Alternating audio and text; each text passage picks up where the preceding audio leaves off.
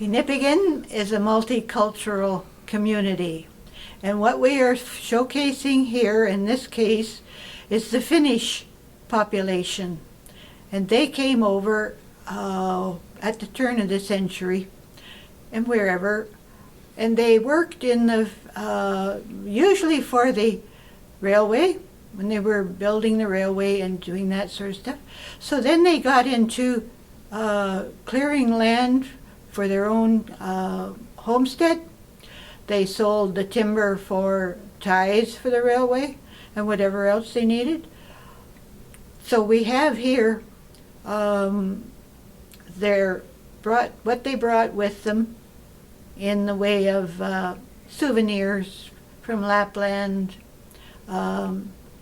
and even the way they came over was with veneer suitcases.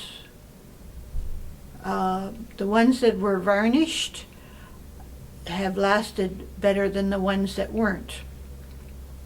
So this one came in 1922. And and also another aspect of them is they did a lot of wood carving. So we have spoons and bowls and different artifacts that they have carved locally. Then, since they came over by sea, they were limited in what they could bring.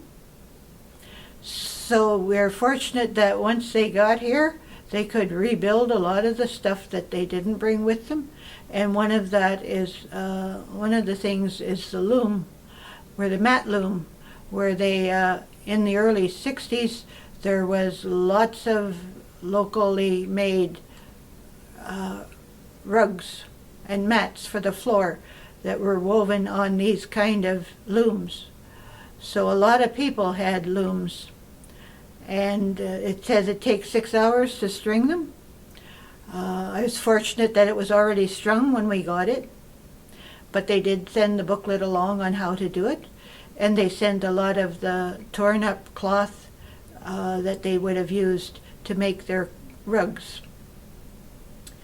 So this was from assorted families, and then we were really, I say, about almost, they said at one time, almost 95% Finn in our population.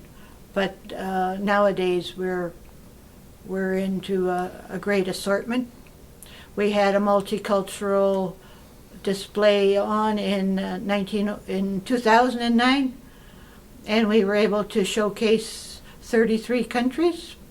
So there's a lot of different races and ethnic groups in our area.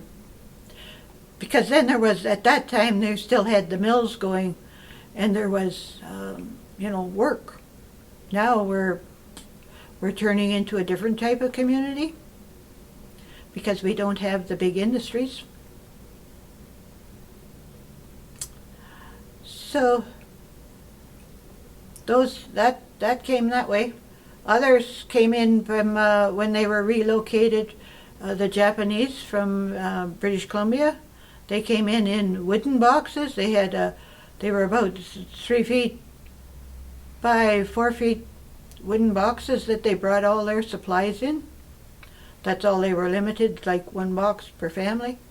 And so after the war, a lot of them just stayed within our communities here because they got sent in here, so they got work, and they liked the area. There was nothing to go back for because all their land was confiscated, so they started their life here. So we have that in our culture.